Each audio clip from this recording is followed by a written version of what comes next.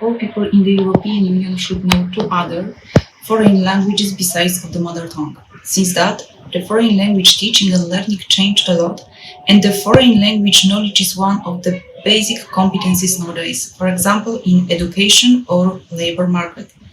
But the foreign language knowledge of the European people is very different. That means level and languages as well. Furthermore, the good foreign language knowledge means not only the language knowledge, such as grammar, pronunciation, vocabulary, etc., but cultural information too.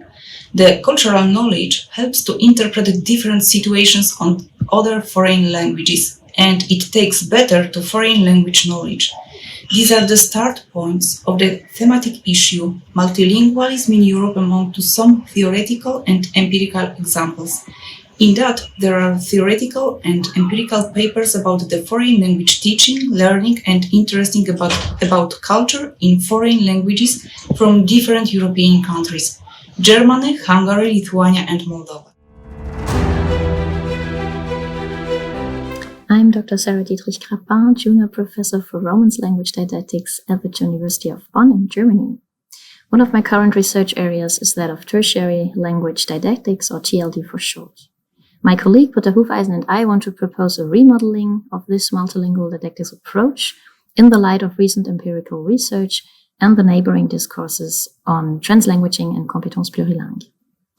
The origins of tertiary language didactics can be located in the sector of German foreign language didactics. More precisely, it evolved from an approach specific to teaching German as a foreign language after English, into a generalized field of L3 language learning, no longer bound to a specific sequence of languages. This is exemplified in Britta Hufeisen's factor model. This model includes a number of factors that influence learning from the second foreign language onwards, like individual experiences in learning foreign languages and prior interlanguages. The factor model underlines the need for an approach specific to tertiary language teaching. While the concept of TLD was coined with monolingually socialized students in mind, today's super diverse L3 classrooms require a rethinking of the original principles. For an updated TLD, Neuner's original principles of cognitive teaching and learning, content orientation, and demanding L3 reception are still of high relevance. Our remodeling adds two new principles. First, usage-based L3 production. This elicits natural cross-lingual production transfer that might be used for language comparisons. And second, the principle of L3-specific practice, arguing for streamlining inductive grammar teaching and drawing on previous experiences in foreign language practice. One of the questions that TLD has to answer is when to activate the learner's previous knowledge. Language competence in the target language is our goal. At the beginning of a lesson, we can use spontaneous instances of speaking and writing. These moments elicit productive transfer and can also be used for comparative vocabulary work.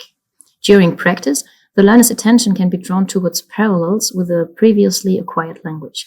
You can win time by using scaffolded deduction and parallel exercise in this phase. The phase of transfer or application is also interesting. Here we can address the learner as bilingual speakers. As a consequence, their comprehensive skills in a previously acquired foreign language are activated through mediation. This causes the goal to shift past L3 competence towards a competence plurilingue. TLD's openness to individual linguistic experiences and repertoires and its practical focus on skills acquisition make it a valuable approach for teaching super diverse groups. And its emphasis on the individual allows each student to embrace their own language learning experience. But we possibly need to open it up for influences like translanguaging and compétences plurilingues. By doing so, we hope that TLD has a bright future ahead and could fortify the standing of multilingual approaches globally, both in schools and in our everyday lives. Mūsų straipsnio tema yra daugiakalbystė Lietuvos ikimokyklinio ugdymo įstaigose, situacija, problemos ir perspektyvos. Stiprėjanti multikultūriškumo raiška Lietuvos švietimo bendruomeniai ir švietimo politikos formuotojus skatina atidžiau domėtis problemomis kylančiomis dėl dvikalbių ir daugiakalbių vaikų ugdymo kokybės. Kai kurie ankstesni daugiakalbystės tyrimai dėl patirties analizuojant šį reiškinį stokos sudarė pagrindą nepakankamai palankiai vertinti daugiakalbystės svarbą ankstyvajame amžiuje. Tačiau pastaraisiais metais požiūris į daugiakalbystę ir daugiakalbį ugdymą keičiasi. Veiksmingesnis kalbų mokymasis tampa viena iš švietimo prioritetinių sričių. Pasitelkiant mokslinės metodologinės literatūros analizę, straipsnyje pristatoma daugiakalbystės situacija, problemos ir perspektyvos Lietuvos ikimokyklinio ugdymo įstaigose. Daugiakalbė aplinka ir tinkamai parinkti metodai leidžia ikimokyklinio amžiaus vaikui natūraliai įsisavinti kelias kalbas. Todėl Lietuvoje populiarėja ankstyvasis užsienio kalbos mokymasis ikimokyklinėje ugdymo įstaigoje, o kitataučiams vaikams siekiama sudaryti palankias sąlygas išmokti valstybinę lietuvių kalbą, lengviau integruotis į šalies socialinį, kultūrinį gyvenimą. Straipsnyje apžvelgiami ir daugiakalbio ugdymo organizavimo modeliai, inovatyvūs metodai, geroji daugiakalbių, daugiakultūrių darželių Lietuvoje patirtis, iššūkiai, su kuriais ikimokyklinio ugdymo įstaigos susiduria daugiakalbystės kontekste, akcentuojama pedagogų tarpkultūrinės kompetencijos plėtojimo būtinybė ir galimybės.